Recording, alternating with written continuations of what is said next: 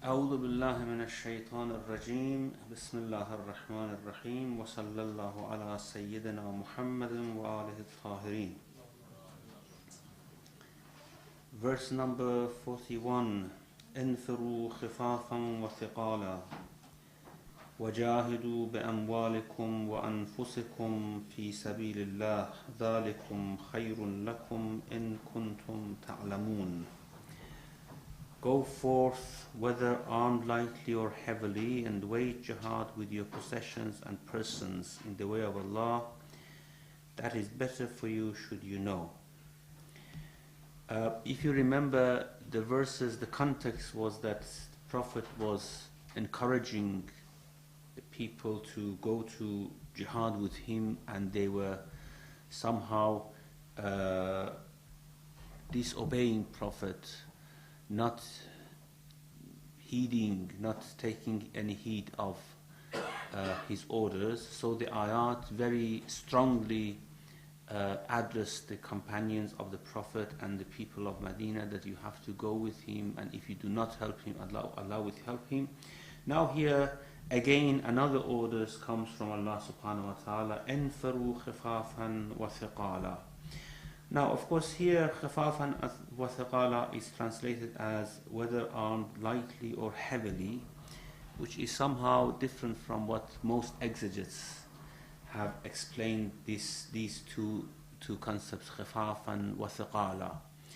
Since the people came to the Prophet and started to bring excuses that we cannot come because we have lots of burdens here, our family would be alone, for example, we don't have enough amenities to come with you.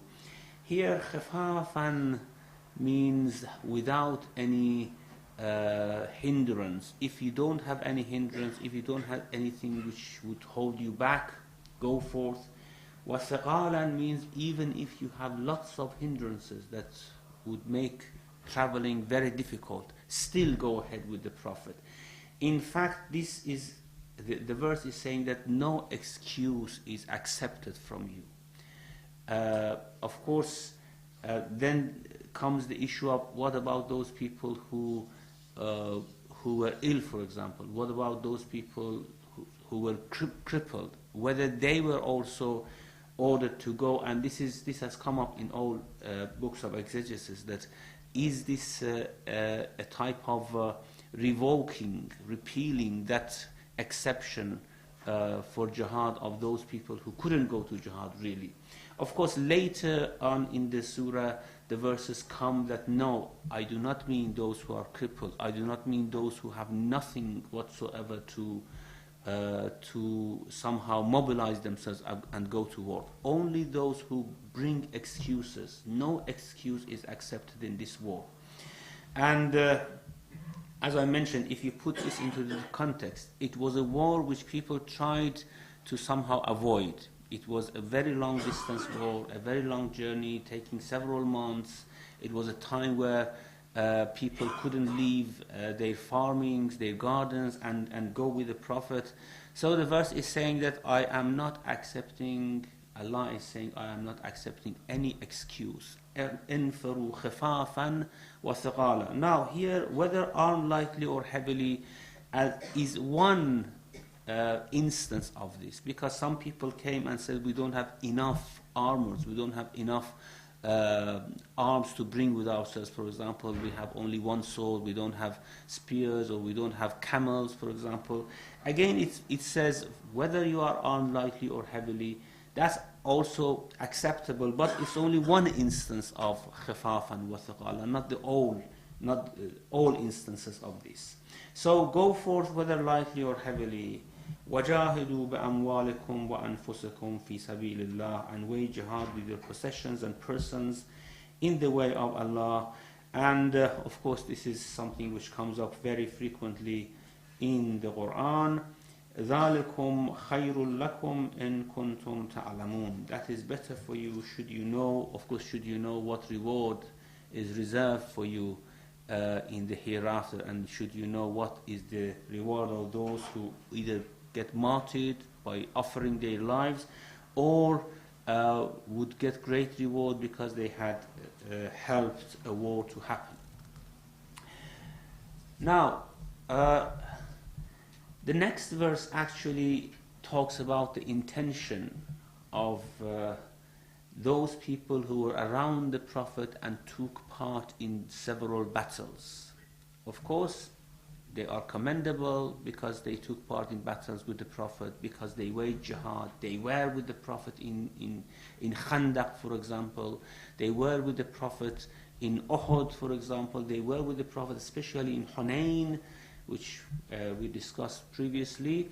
However, now the verses is trying to say we have now to separate those people who waged jihad for reasons other than God and those who were sincerely doing it for God. So, the verse number 42 says, لَوْ كَانَ عَرَضًا قَرِيبًا وَسَفَرًا قَاصِدًا لَاتَّبَعُوكَ وَلَكِنْ بَعُدَتْ عَلَيْهِمُ الشُّقَّةُ وَسَيَحْلِفُونَ بِاللَّهِ لَوْ اسْتَطَعْنَا لَخَرَجْنَا مَعَكُمْ يُهْلِكُونَ أَنفُسَهُمْ وَاللَّهُ يَعْلَمُ إِنَّهُمْ لَكَاذِبُونَ. Were it an accessible gain or a short journey? Well, this was something which happened in previous wars. The wars were something which they were almost certain that they were going to win. It was very close distance. They weren't going to travel as far as the Roman Empire. And, well, this is something which now we have to test them for.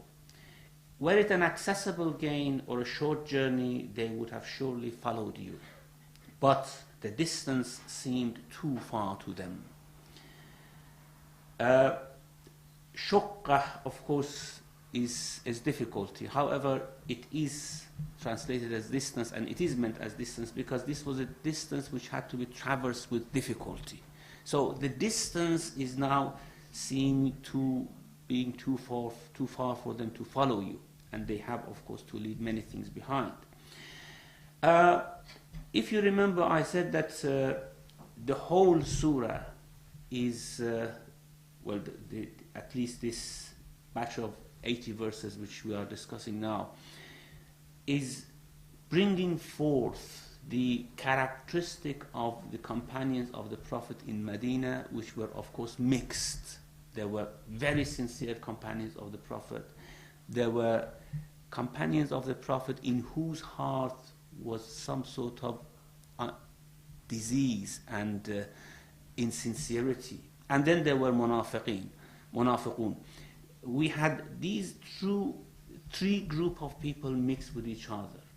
So we have al-mu'minun, then we had alladhina fi qulubihim maradun, those who had some sort of illness in their heart. It means they had faith, but the faith was mixed with a sort of illness that should have been cured, of course, by the Prophet, by these verses coming down. However, many of them were taken by the disease completely. And then we had the munafiqun. All of them are mixed now in Medina, and no one knows who's a true believer, who is a munafiq, and in whose heart there is a sickness, there is an illness. And the whole issue of this Qazwa of Tabuk was to somehow separate these people from each other, at least show it to themselves that who is the sincere one, who is the one in whose heart is marad, and who is the munafiq. Of course, what is interesting is that still Prophet was trying to conceal this. We will come to this in the following verse, which is a very, very difficult verse to discuss. But Prophet still wanted to conceal all these so that people could live with each other in harmony and in peace. However, what Allah actually wants here, and the following verse is telling us that Allah wants something else. It's not up to you to conceal these things. Allah wants these things to come forth. And what we are told here, that the whole event of Ghazwat Tabuk is to make clear, at least for the people coming in the future, maybe, I think, that there were mixed situation in Medina among the companions of the Prophet. And if they took part in different jihad with the Prophet, if they took part in all those battles, it was not only jihad fi sabilillah. There were many other intentions, there were many other drives and motives that was involved in all these things. One of them, of course, لَوْ كَانَ عَرَضًا قَرِيبًا, if the gain was accessible. It means that many of these people come with you because of for an accessible gain to wage jihad. Or they come with you because they say, okay, this is a short journey, we go and come back, and at least we say that we are with the Prophet, we are accompanying the Prophet. So if this was the case, لَوْ كَانَ عَرَضًا قَرِيبًا وَسَفَرًا قَاصِدًا لَاتَّبَعُوكَ, they would have surely followed you. They wouldn't have brought excuses to you like this one. وَلَكِنْ بَعُدَتْ عَلَيْهِمُ الشُّقَّ, but the distance seemed too far to them now at this moment. وَسَيَحْلِفُونَ بِاللَّهِ لَوْ اسْتَطَعْنَا لَخَرَجْنَا مَعَكُمْ, yet they will swear by Allah, if we could, surely we would have gone forth with you. Now this is again something which hasn't come to the Prophet yet. وَسَيَحْلِفُونَ, in future they will come to you and they will tell you that if we could, if we didn't have all these difficulties back at home, if we had enough amenities to mobilize ourselves, we would have come with you.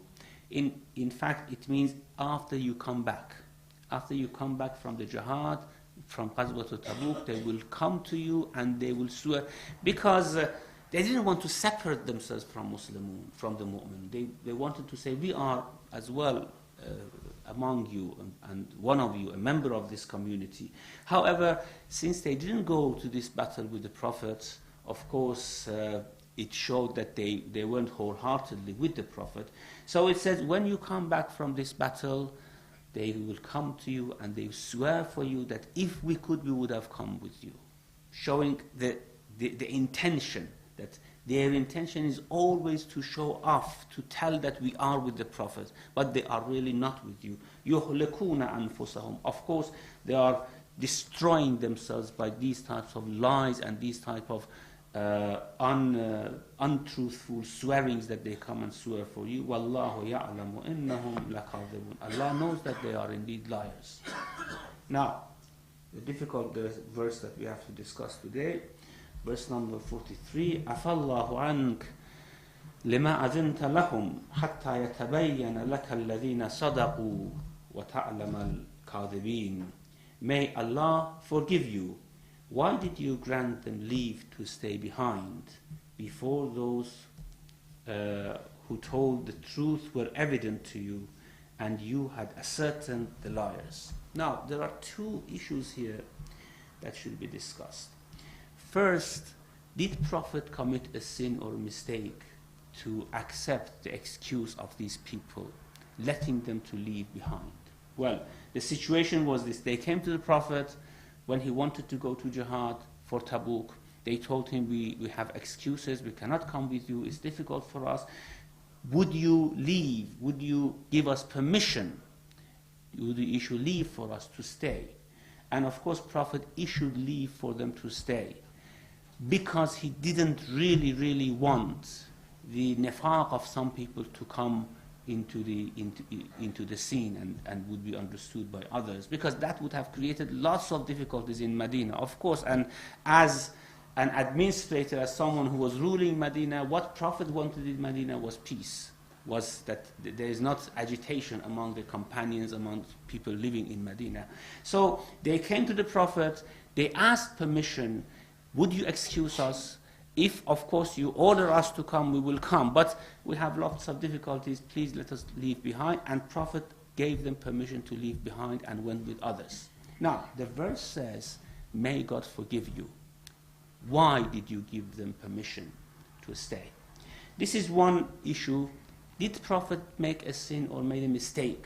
Well, of course, making a sin and making a mistake are two different things. I will discuss this. Whether the Prophet did a mistake or a sin by permitting them to leave behind or not.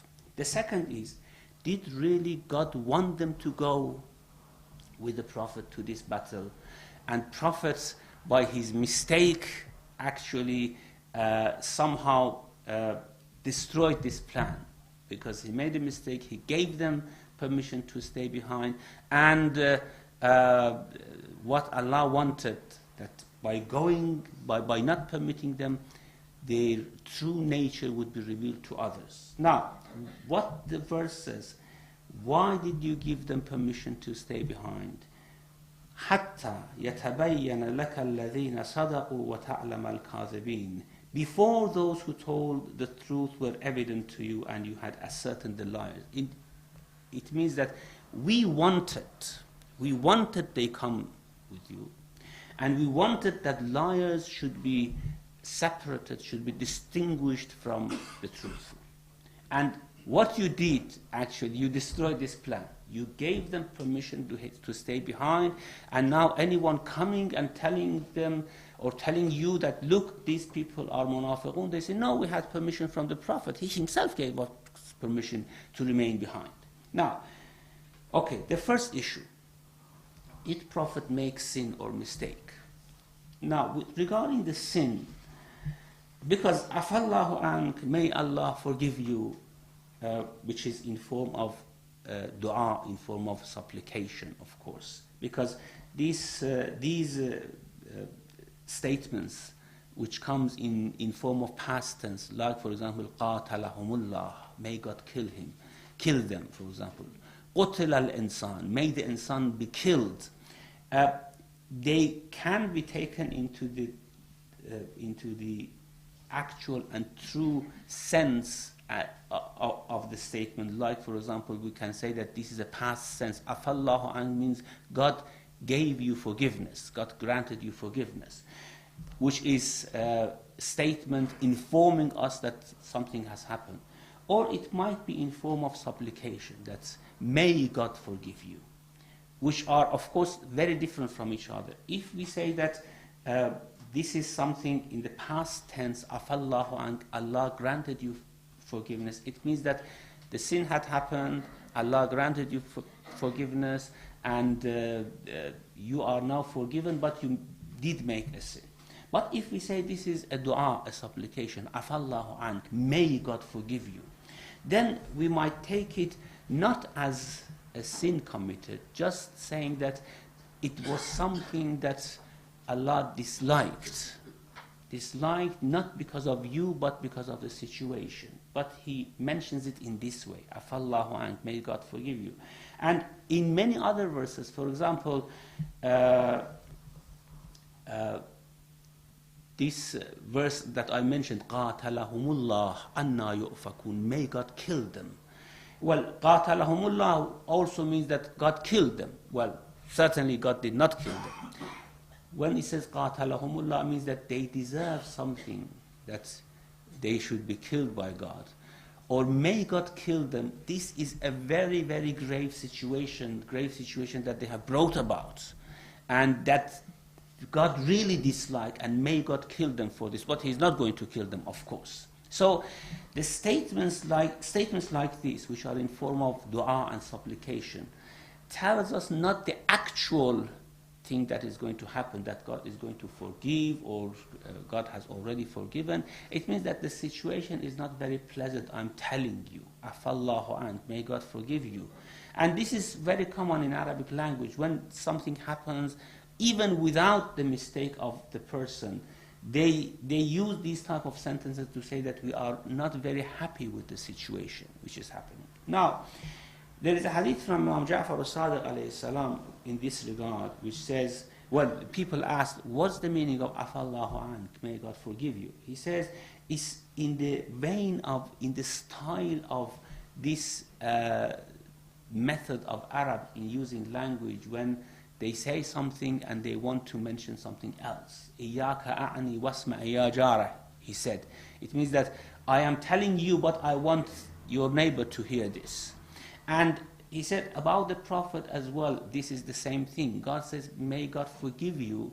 It means that the situation is so disliked by Allah subhanahu wa ta'ala. But since this was not your fault, however, I want your companions, whether munafiqun or sincere people, or those in whose heart is disease, they hear it, that this is something, a situation which is created, not liked by Allah subhanahu wa ta'ala.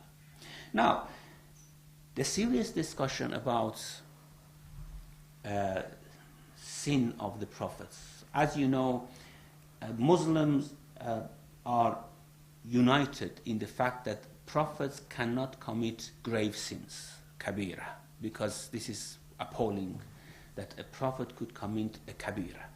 The difference among Muslims, of course this is not difference among Sunnis and Shiis only. Different Sunni exegetes also have disagreement about this, whether the prophets can commit saghira sins, small sins or not. The unanimous Shi'i view is that prophets are completely immaculate. They cannot commit any sin. When we say they cannot, not that by disposition and by nature. It means by the decision that Allah has made to make a person a prophet. If this person makes a sin, then that would commits a sin, then that would defy the intention of Allah subhanahu wa ta'ala putting a person as a guide for others. Now, why is this so? The Shia's opinion is, and of course I would mention the Sunni's opinion and the justification for that.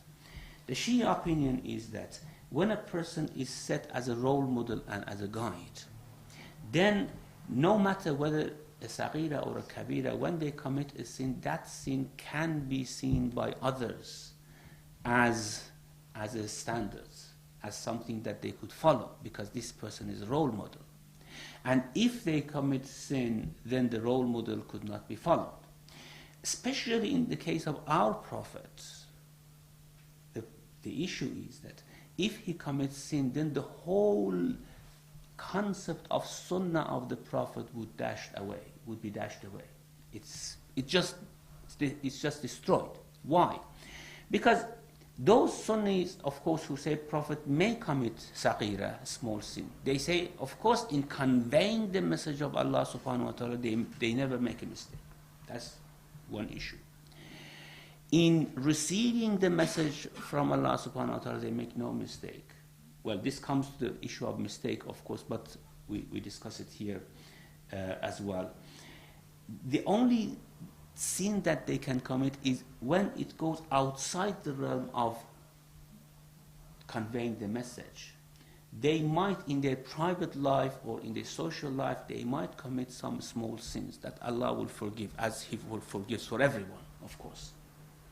Now, if we say this in the case of our own prophet, since our prophet is not just a conveyor of message, someone who just brings the message to us. Oh, okay, in bringing the message, he makes no sin.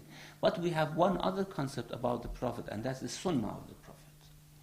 It is impossible for us to say that we want to follow sunnah of the prophet exactly and meticulously, and then think that some parts of this sunnah might have been a sinful act. It would somehow destroy the whole concept of sunnah of the prophet. And those, of course, Sunni scholars who mention this, that it is possible for prophet to commit a small sin, dhanbu saghir, then of course they have to very painfully explain for us how then it is possible to follow the sunnah of the prophet wholeheartedly. If one or two instances of the sunnah of the prophet could have been a sin which was committed by the prophet, which of course Allah is not going to reveal that for us. If Allah covers and somehow conceal our sins, how about his prophet? He certainly conceals the sins of his prophet as well. And if those sins are concealed and hidden for us, then what part of the sunnah could be seen, what part of the sunnah could be the true role model for us that we could follow? وَلَكُمْ فِي رَسُولِ اللَّهِ sunnatun uswatun hasanah. In the prophet there is a nice role model for you. You have to follow. So if even one instance of this sunnah is a sin which is disliked by Allah subhanahu wa ta'ala, then how could we be sure that this part of the sunnah that we are following is not a sin? It's not something that is committed out of disobedience of Allah subhanahu wa ta'ala. And just the concept of disobeying Allah subhanahu wa ta'ala by a prophet is something which could not be digested very easily. And someone who's so close committing a sin is of course very difficult to accept and to understand. And as I said, in the case of our own Prophet, this is more difficult because you have to put aside the whole concept of Sunnah of the Prophet. Now, what is the justification of those people who say Prophet may commit sin? Small sins, of course. It is these verses that we have in the Quran. Afallahu ank lima adinta lahum, for example. Or, Inna fatahna laka fathan mubina. We have made you a great, an apparent, very clear conquest we have given you, granted you. لِيَغْفِرَ لَكَ اللَّهُ مَا تَقَدَّمَ مِنْ ذَنْبِكَ وَمَا تَأَخَّرَ. So that God forgive whatever you have done in terms of sin in the past and what you do in future. Okay, this is another verse which has persuaded some scholars to think that yes, Prophet might commit some sins, but all the sins are forgiven by Allah subhanahu wa ta'ala. Or those instances in the Quran which talks about sins of other prophets and their request for forgiveness and Allah granting them forgiveness. Now, in this situation we have two somehow very contrasted style of explaining the whole verses of the Quran which come into this category. The one is what the A'imma did, and it is quite clear, categorically, they explained away. When I say explained away, I don't mean in a bad sense. They try to say that whatever you think that it is a sin here, it is not a sin. It is what you understand as sin. It is something between God and His prophets that you do not understand.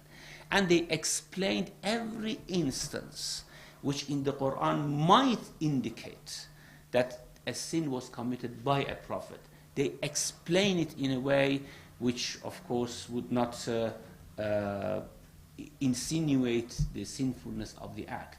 And as I said, in this instance also Imam Ja'far al-Sadiq was asked, what does this mean? Is this a sin by the Prophet or a mistake? And he said, no, this is in the fashion, in the style of إِيَّاكَ أَعْنِي وَاسْمَعِ يَا جَارَ. I'm talking to you, but I want your neighbor to listen. And in this way he explained this verse as well. We have two styles. One, what the A'imma alayhimus salam actually did, explaining all these in a way that this is not a sin. And the other is to say, yes, these are sins, but these are small sins, and they are forgiven by Allah subhanahu wa ta'ala, and that would put us on a more difficult spot, and it would somehow give us more difficult time to explain then how can we follow the sunnah of the Prophet, peace be on him. And considering other verses of the Quran, بَلْ عِبَادٌ مُكْرَمُونَ, these are very honorable, honored servants of Allah subhanahu wa ta'ala. La yasbiqunahu bilqawl. They never ever go ahead of what Allah would say. وَهُمْ بِأَمْرِهِ يَعْمَلُونَ. They completely comply what Allah subhanahu wa ta'ala says. And many other instances which are mentioned in the Quran in this regard would tell us that these verses should be explained in a way that would not contradict with those other verses about the prophets and about these highly stationed people. So the categorical view of the Shias is that the Prophet and other prophets cannot commit any sin, would not commit any sin. And all these verses have a different meaning. Now, one question comes forth again. If prophets could not or would not commit any sin at all, then do they have free will as other people have in this world?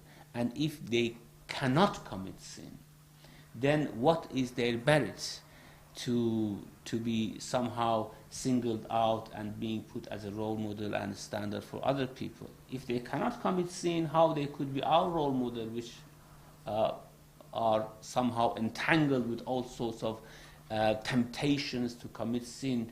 And if they don't have any temptations, then how could we follow them, and how could we set them as a role model for ourselves? Now, the answer to this is that no, they don't lose their free will. They are not in a situation that they don't have any temptation. However, by their own free will, by their own resolve, they decide not to commit any sin. And this is known by Allah subhanahu wa ta'ala, and this is why they are entrusted in this. In fact, if Allah knows with His eternal knowledge that a servant, a very good servant, a very good pious servant of Him, is going to tempt it to commit a few sins in future, very small ones, He never ever would give him His trust and His mission. He only chooses those for His mission that with their free will they decide not to commit any sin. And He knows who's like this, who's not like this. And His knowledge would not contradict with the free will of these people. They do it with their own free will, with their own choice. It is their own decision that they want to do it. However, since Allah, of course, is alimul ghayb wa shahada, He knows that who is like this, and He only gives the mission to such people, not to anyone who would commit any sin in future. It is just, if I want to give you an example in our ordinary life. For example, suppose you have something very precious and you want to entrust it to someone. Of course, everyone is vulnerable to temptations in future. However, you look around and you ask people, who is the most trusted person in this community, for example, and they tell you this is the most trusted person, that with all probabilities he is not going to betray your trust, okay? And then you entrust him with what you have.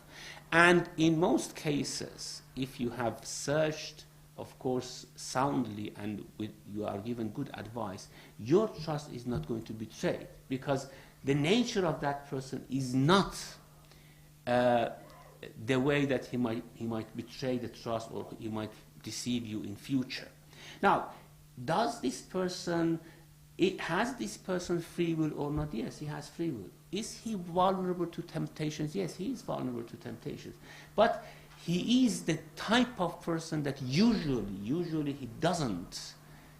he is not deceived by temptations. He is not the type of man that's going to betray the trust. And usually when you find these people who are trusted by everyone, even if you put your trust in them, they are not going to betray your trust. And this is something which we find in our day-to-day life. And this doesn't mean that they don't have free will. This doesn't mean that they don't have temptations. In the case of prophets, of course, the issue is much more important. Allah wants to entrust them with guidance and wants to give them the control of people's heart and life, especially the life in hereafter. Now, how God can choose someone that one day is going to betray these trusts and to commit a sin and set a wrong model for people to follow Him? God never would do this. And it is impossible for Him that He is somehow opposed in His decisions and in His knowledge. It's never the case.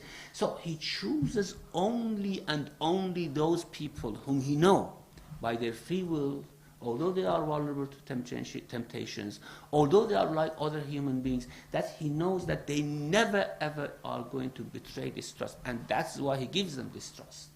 And when they get it, of course, they have a great responsibility. Any trust would bring responsibility with itself.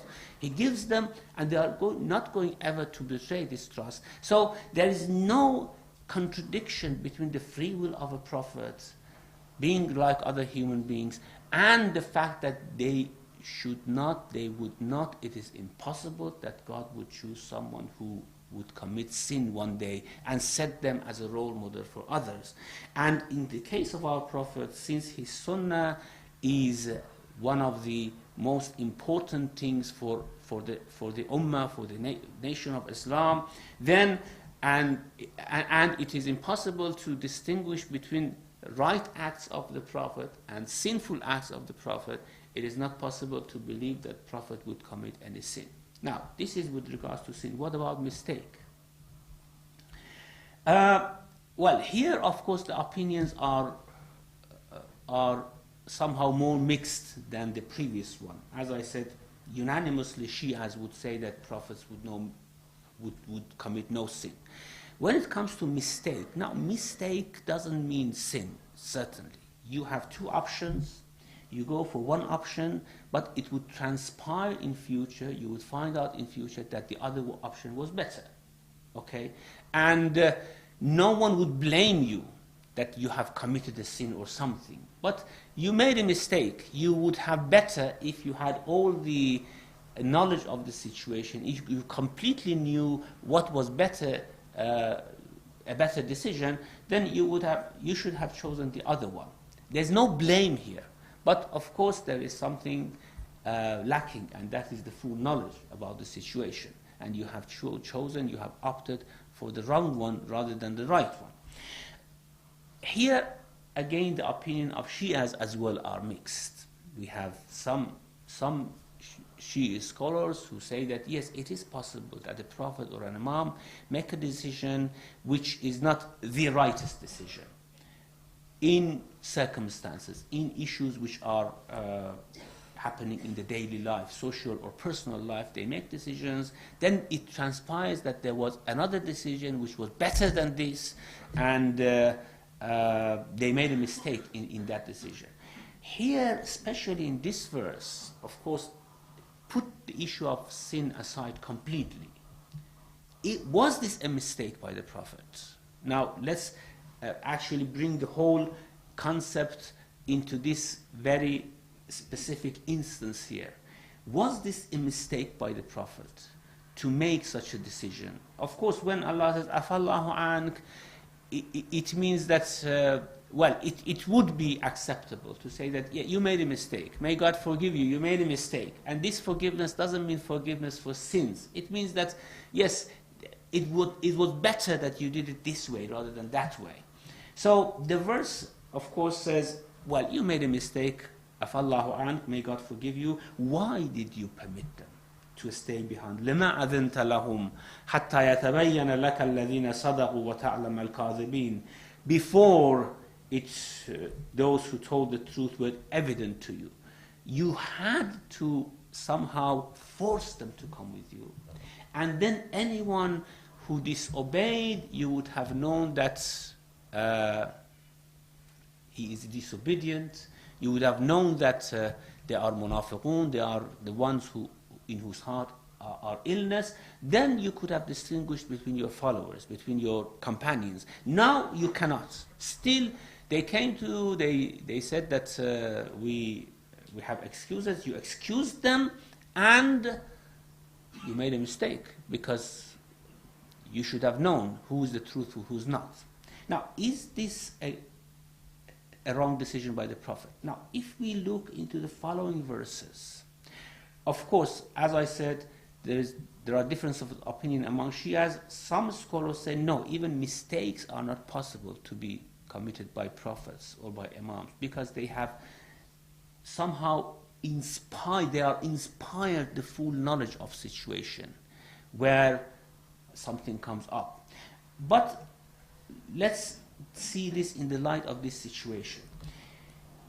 What follows in the following verses, it would show us that this was a totally right decision taken by the Prophet to excuse them not to go with him. Because the following verses actually says that had they come with you, then the mischief they would have made would have been much more dangerous and harmful than them staying back in Medina. And since you left them in Medina, you are going with your army, you are safe now. If you had brought them with you, you don't know what type of mischief they would have made between the people, among the people who are with you in this battle. So the following verses tell us that this was a right decision you made. However, this verse is telling us, why did you do this? This is a wrong decision. You should not have permitted them. Now, let's see what we can gather by looking at the following verses. Of course, we cannot cover them all today, but the immediate verse after this would tell us that even without permitting them, without this act of excusing them or not excusing them, you can understand who is a true believer and who is not. The verse says, لا يستأذنك الذين يؤمنون بالله واليوم الآخر أن يجاهدوا بأموالهم وأنفسهم والله عليم بالمتقين. Those who believe in Allah and the last day, they do not ask for leave. They wouldn't ever bring excuse for you. They don't come to you and say, would you grant us permission to leave behind? They never ask for leave from waging jihad with their possessions and their persons, and Allah knows best, the God-wary. إنما يستأذنك الذين لا يؤمنون بالله واليوم الآخر. Only those seek a leave of exemption from you who do not believe in Allah and the last day. وَارْتَابَتْ قُلُوبُهُمْ, and whose hearts are in doubt. فَهُمْ فِي رَيْبِهِمْ يَتَرَدَّدُونَ, so they waver in their doubt. Now, the very act, the verse is telling us, these two verses are telling us, the very act of coming and asking permission to stay behind would show who's a true believer and who's not a true believer. So, even if you had not excused them, it would have been transpired to you that who is a true believer, who is not a true believer. Since the true believers, they never come and ask you permission to stay behind. They really want to come with you. They love to come with you because they are true believers. So only those people would come and ask you permission to leave behind who have not true faith in their heart, and who are doubtful in their faith, and they are wavering in their doubts. Sometimes they believe, sometimes they do not believe, and this is something which Quran mentions very much, and this solves lots of these issues that we see some people, some companions, very faithful at times, very helpful to Prophet at times, and at other times they opposed the orders of the Prophet. فَهُمْ فِي رَيْبِهِمْ يَتَرَدَّدُونَ. They go and come. They come to faith, they go back, they come to faith again, they go back, and this is how they are because فِي قُلُوبِهِمْ مَرَضٌ. There is an illness in their heart which would drive them to act like this. So it was not a wrong decision by the Prophet to excuse them, because whether excusing them or not excusing them, it would have transpired for the Prophet that these people are not true faithful people. And in one other verse that we will inshallah discuss in later verses, it says that had they come with you, they would have created lots of fitna among you, and they would have sowed discord among your people. And it was good that they didn't come with you. And actually God didn't want them to come with you. That is why they stayed behind. And all these would tell us that the decision made by the Prophet was right. So why this type of rebuke has come to the Prophet? Afallahu ank lima adanta lahum hatta yatabayyana laka alladhina sadaqu wa ta'lam al-kadhibin. Why did you permit them? And now that you have permitted them, you don't know who is the true believer and who is not the true believer. By what is said, mentioned in the following verse, immediately that just the very fact of coming and asking you permission would tell you who is a believer and who is not a believer. So again, it seems like a contradiction. Now the whole issue is resolved if we go back to that hadith of Imam Ja'far al-Sadiq, that إِيَّاكَ أَعْنِي وَاسْمَعِي يَا جَارَ. I'm talking to you, but I want your neighbors to hear this. That you permitted them, you excused them, and they think that by this excuse that they brought to you and the permission you gave them, they are now safe. You don't know who's a believer, who's not a true believer, and everything is again as before this Qazwa of Tabuk. Allah is telling us that of course you should, had you not permitted them, they think, this is all they think, had you not permitted them, they think that they would have been revealed, exposed to others, their hearts. Now they are safe, but the following verse says that no, it's not the case. The very fact of them coming and asking you permission has shown to you that who's a true believer, who is not, and had they come with you, they had created lots of difficulties and hardship for you, and it was better that you did not ask them to come, you did not force them. But they have to know that they shouldn't have come and asked permission. And they have to know that by coming and asking permission, they cannot conceal what is truly in their hearts. Okay, inshallah, the following verses as well would explain this issue a bit further, so we will continue with them in our next session. Wa sallallahu ala Muhammadin wa alihi tahir. Thank you very much. This session might raise lots of questions, so can we start? Whoever is ready? Brothers, sisters?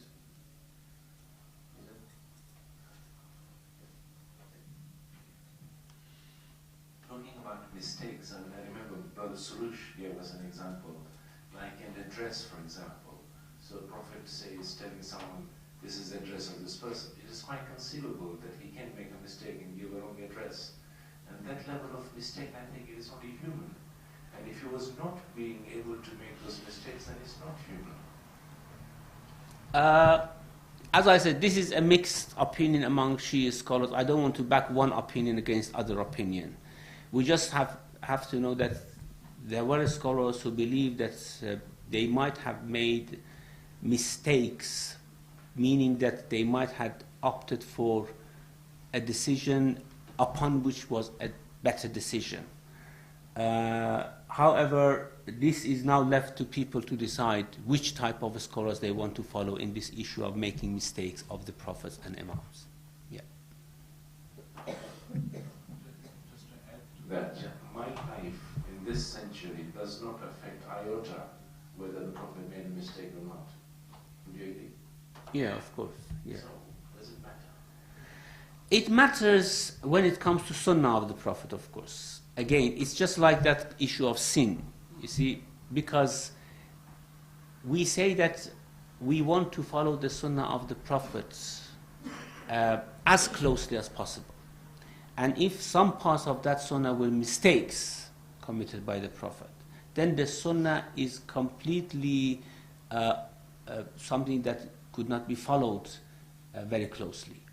And it is a difficult issue that really we have to resolve in our own mind. We have to set it in order, because you either want to follow the sunnah of the prophet exactly and closely or not. If you want to follow it, you have to be sure that there is no mistake in it. That you might say, I mean, usually for ordinary people like us, half of the decisions and half of the actions that we decide to do during our lifetime are mistakes. And if this is the case with the Prophet as well, then how could we follow the sunnah of the Prophet? And then it comes that, yes, we have to think ourselves, because that might have been a mistake decision taken by the Prophet. That might have been something which came out of lack of knowledge of the Prophet, for example, for that issue. And in this case, we have somehow cancelled the whole idea of following the sunnah of the Prophet. And that is why, of course, some Shia scholars, the majority of Shia scholars, stringently stress and emphasize that no, even mistakes could not have been committed by imams and the prophets, because they are role models. If the role model makes the mistake and that mistaken type of understanding is going to be followed by us, then the whole idea would burst completely. Just to continue the discussion slightly, I mean, my concept of a mistake is at a much lower level than, say, the Prophet's Sunnah. So continuing with this example of the address, so a mistake of the address being given 40 Gloucester Road instead of 42 Gloucester Road, ultimately it leads to correction. So that mistake is then corrected. It is human error. Another example would be calculating, say, in mathematical addition. An error, it doesn't relate to knowledge. Knowledge is perfect, knowledge is fantastic. It is a human error. You made a mistake. But then immediately, if not immediately, soon after, it is corrected. These tiny mistakes are corrected on an ongoing basis. Yeah, but you have to clarify this very strongly in the sense that you have to put forward a theory that would tell us which parts of mistake are acceptable and not part of the sunnah, which parts are not acceptable and a part of the sunnah. in which cases they could not make a mistake, in which cases they could make a mistake. So long as you have this theory organized in your mind, that's fine. But if you don't have it, then of course confusion would come about. Any sisters?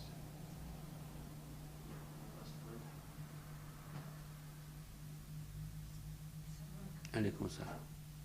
In verses 43, Bismillahir 15, and it says, in this verse, it says you have to force these people to come to the war. So it seems a little bit of contradiction. It has left to the free will of the people. Why it has said that? What is it? Sorry, which one?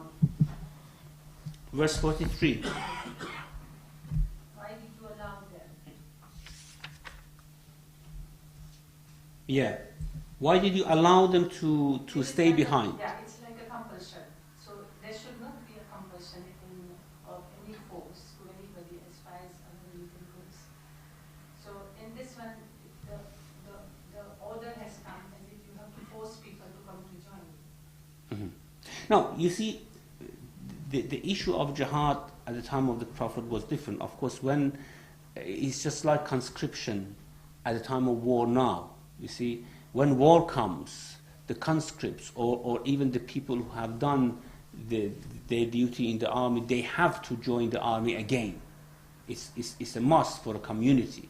And when Prophet wanted to wage jihad, he would have decided which strata of the society, people at what age, for example, how many people should join him. And in this war, he decided that everyone should go with him. Okay? And this was an order, and this order wouldn't leave any free choice for people that we want to go voluntarily or not voluntarily. It was not a voluntarily type of decision that they should have made. It was an order from the Prophet that everyone should come with me to this war. It was a time of war. Now, some people came and brought excuses and asked from the Prophet, would you permit us to leave behind? It's just like when some, for example, conscripts go to the head office of the army that we have these difficulties, can we stay behind, or would you exempt us from this type of duty? They wanted this exemption, and Prophet permitted them, gave them this permission, and this is why the verse is talking about that. There's no issue of free choice here. Everyone should have followed the Prophet because it was a war, if I had understood your question rightly. What I always, Can you? yeah, I always thought that it's a free will and it should be left to each individual to make a decision in life. Well, of course, not at every time. I mean, there are many social issues which demand obedience from the members of the community at times, even if they do not like it, whether they like it or not. There are many things that we have to follow in a society, whether we like it or not. So in this case as well, this is not a religious issue. This is a social issue that Prophet is somehow demanding obedience from his followers. Would an example in today's terminology would be the hukam of mujtahid, which would be compulsion. It's not free will. Yeah, that's right. Yeah. Yes, Doctor. Assalamu Alaikum salam. You have made very clear from Imam Jafar Sadiq al-Islam's hadith that it wasn't a mistake. But now you said that Allah subhanahu wa ta'ala wanted to indicate by explaining to the neighbor. Now Allah subhanahu wa ta'ala is inna Allah ala kulli shay'in qadir. He is omnipotent, omniscient. Why did he have to use indirectly? Allah subhanahu wa ta'ala could have directly said, these are the people who are not with you and who have disobeyed you to the Prophet, instead of saying, may Allah forgive you. Well, that would have caused lots of trouble in the society. Even for the Prophet, it would have caused lots of discomfort. And the Prophet didn't know who were the munafiqun in Medina, actually. And especially in this verse, because this is a surah which deals with munafiqun, actually. And we will come to these verses that says that lots of the people who are around you, they are munafiqun. وَمِنْ أَهْلِ الْمَدِينَةِ. And there are many people who are living you in Medina, they are munafiqun. But لَا تَعْلَمُهُمْ. You do not know them. Even the Prophet didn't know them. It was concealed from him because, of course, if he knew them, this would have brought great discomfort to the Prophet as well. نَحْنُ نَعْلَمُهُمْ. We know them, of course. However, you can distinguish between a true believer and someone who is wavering and hesitating when they come and speak to you. You can guess. وَلَتَعْرِفَنَّهُمْ فِي لَحْنِ الْقَوْلِ. From the type of their speech, from the type of the statements they make, you can realize who is a munafiq, who is not a munafiq. And we can do. We can realize as well. When people come and talk, it's very easy, especially for someone who's very experienced in this, very experienced about faith of the people, the roots of the faith, how different statements come, where different statements come from. When the people start to speak, you can realize what's the depth of their faith, where are they coming from, and all these issues. So it was actually meant by Allah subhanahu wa ta'ala that this should be concealed so that the community could hold together.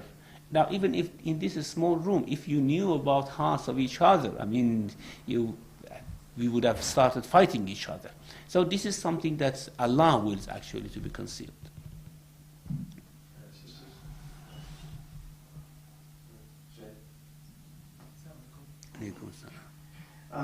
Sorry, I have two questions.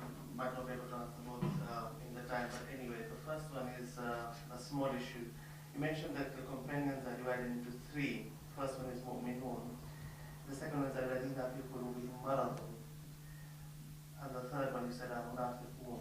But surely the ones in whose hearts there is sickness are the munafiqun. Because you have in the Quran in Surah Baqarah where it talks about the mu'minun, the kafirun, and then the munafiqun, where he says people will be maradun, fazadahumullahu maradan.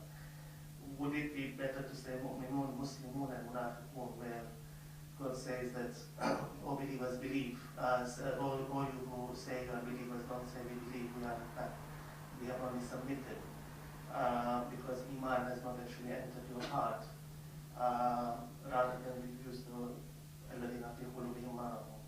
Sorry, that's the first question. Sorry, you say that alladhina fi qulubihim maradun are the munafiqun themselves. Yeah. So, yeah.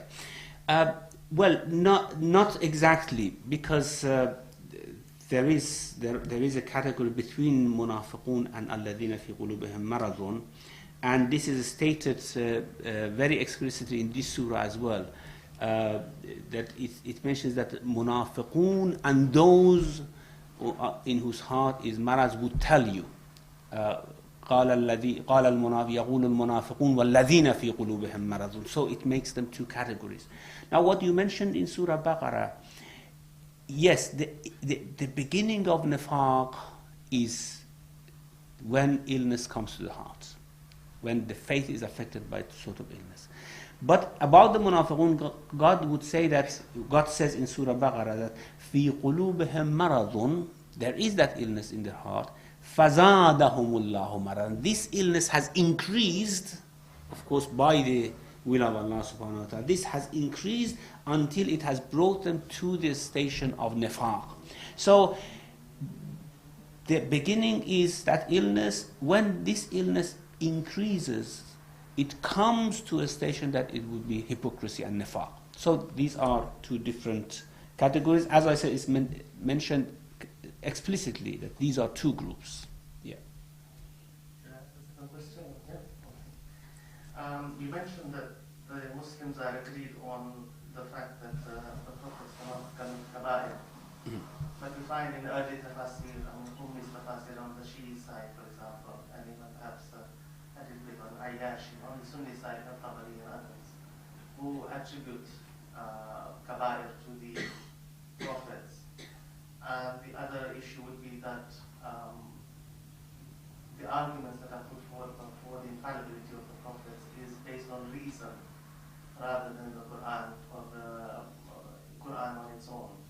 How would they be able to reconcile the fact that the Quran attributes these things or allegedly attributes these things, and these kabairs were attributed to the prophets, except perhaps our own prophet?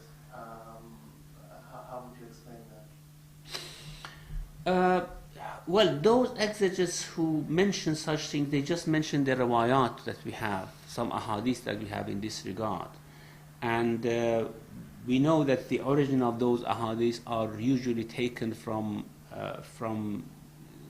Israeliyat, those scholars who actually brought the whole literature which was existing in Torah and in the previous books, they brought them to Islam, and then it was attributed to the Prophet or to Ayyimah alayhimus salam.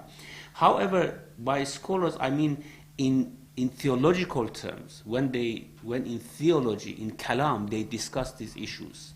The mutakallimun have their own very clear-cut positions, and you cannot find any theologian, whether Sunni or Shi'i, who would say that prophets could commit kabiras. When it comes to the issue of theology and kalam, they might report these riwayat, as Tabari has reported lots of these riwayat in his book. But whether he accepted that this could have been the case, or there was an explanation for this, because then they explain these things away when it comes to theology.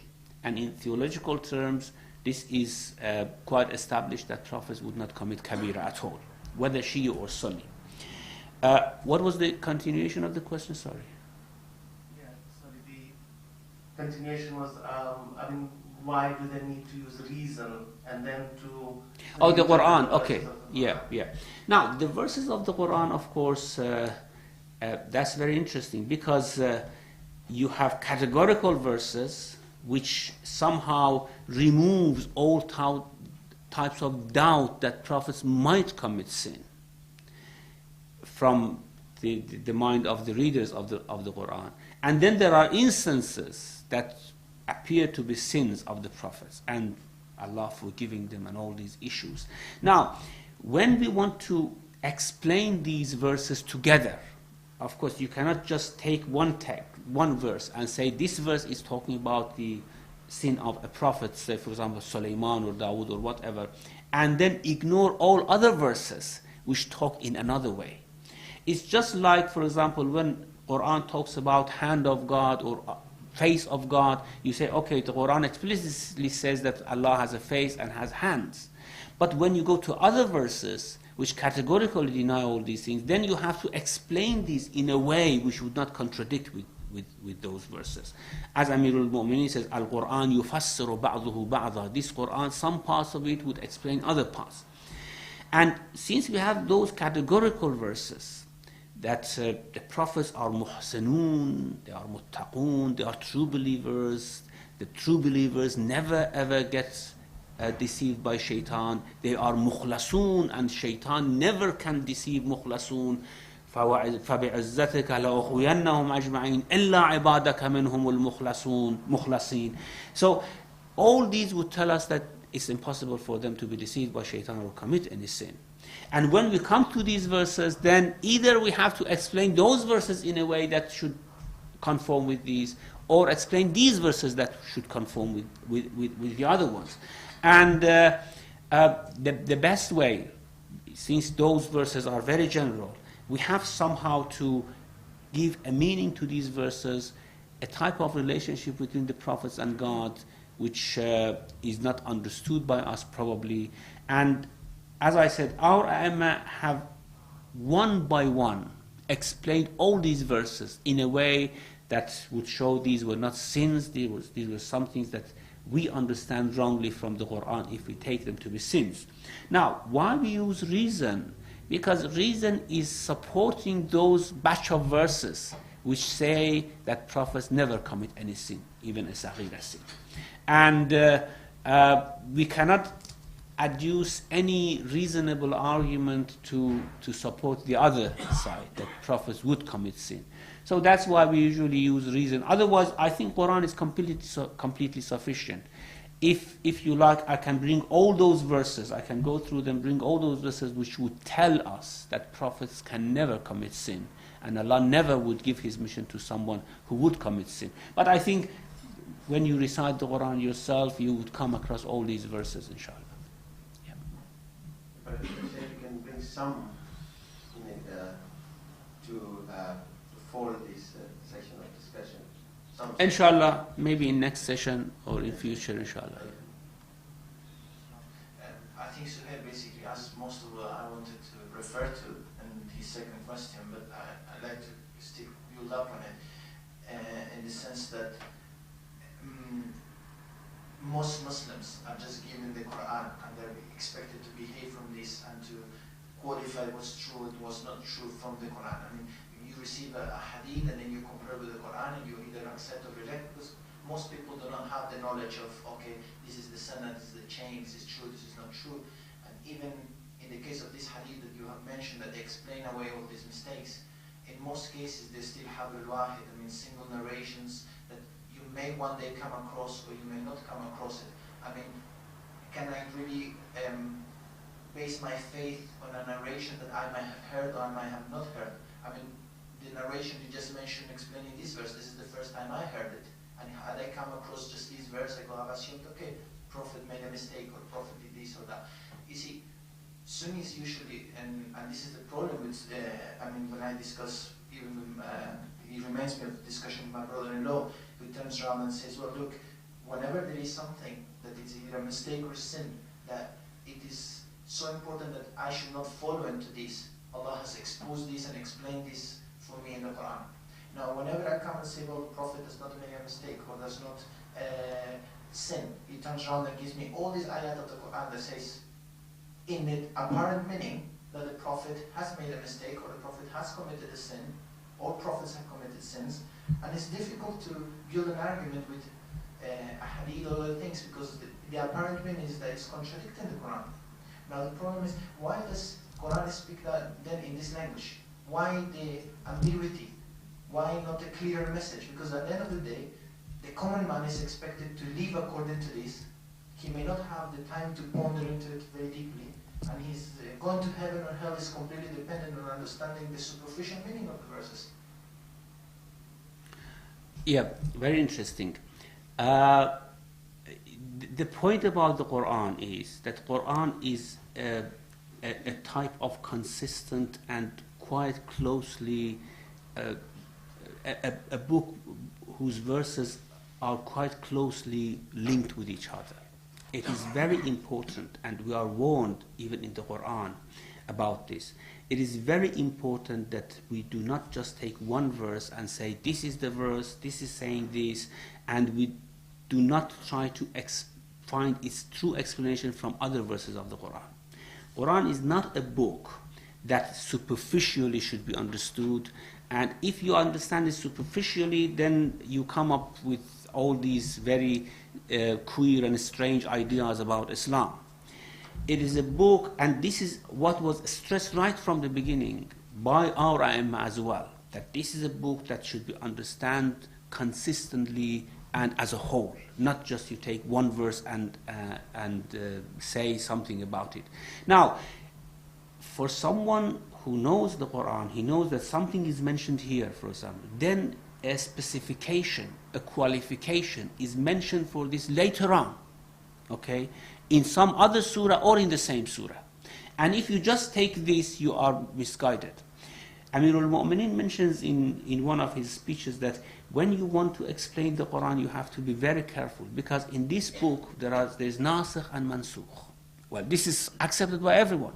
You might read a verse which is mansukh, and you say, this is mentioned in the Quran. You don't know that this has already been, there is a nasikh for it. Okay.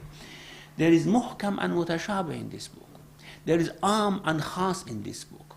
There is mutlaq and muqayyad in this book. And how you realize by other verses. Now, sometimes these are put together. Just it follows, the explanation follows immediately. Sometimes the explanation is in other places. Now, say for example, a very funny example. Ya ayyuhal ladhina amanu la taqrabu salat. If this is in one page and the continuation is in the other page, you just have time to read this. Ya ayyuhal ladhina amanu la taqrabu salat. Oh, those who believe, do not get near the salat. Okay, you say, Quran says, do not get near the salat. It means you should not pray. Well, of course, the explanation comes immediately. Wa antum sukara, while you are drunk, while you are intoxicated. Now, this is not as clear as this sometimes. You cannot find explanation immediately following in many instances. And there is a reason for this, of course. There is a mention that Allah has some about who are mukhlasun, for example. And this is very clear. This is a muhkam. The shaitan never can deceive them. You have these, and you have these verses. Of course, you have to put them together. There is no need for riwayat. The riwayat are actually explanation of this consistency, I think. And whatever the Imam says is just explaining for us that according to other verses, this is not possible, and therefore this is the true meaning of it.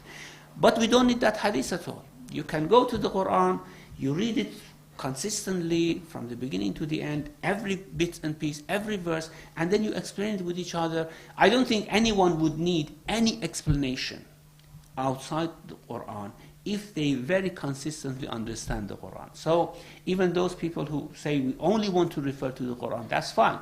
But they have to accept the Quran as a complete book. Not يؤمنون ببعض الكتاب ويكفرون ببعض. They believe in some parts, they do not believe in other parts, or they understand some parts and they do not understand the other parts.